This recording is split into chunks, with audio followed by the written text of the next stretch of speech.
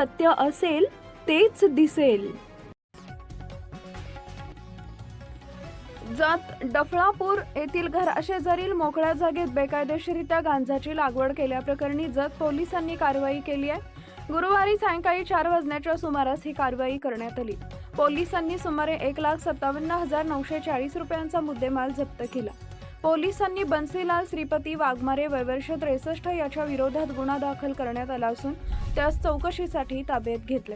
ही कारवाई उपविभागीय पोलीस अधिकारी सचिन थोरबोले, पोलीस निरीक्षक संदीप कोळेकर यांच्या मार्गदर्शनाखाली करण्यात आली. कारवाईत उपनिरीक्षक विश्वांभर पोटे, पोलीस कर्मचारी नामदेव गोडसे, पंकज मंडले, नाथा खोत, तानाजी पांढरे, अजित मंडले, सागर करटे आदी पोलीस कर्मचाऱ्यांनी सहभाग घेतला. 4 जून रोजी गोपनीय माहितीच्या आधारे डफळापूर येथील बन्सीलाल श्रीपती वाघमारे यांनी आपल्या घराशेजारील भिंतीलगतच्या जागेत गांजाची झाडं लावून त्यांची जोपासना केल्याची माहिती जत पोलिसांना मिळाली होती.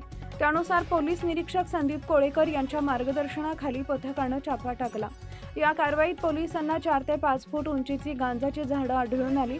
झाडाचे तुकडे करून 20 पोत्यांमध्ये भरून वजन केले असता सुमारे 7 किलो 849 ग्रॅम गांजा जप्त करण्यात आला. जप्त गांजाची अंदाजे किंमत 1,57,940 रुपये असून मुद्देमाल हस्तगत करण्यात आला.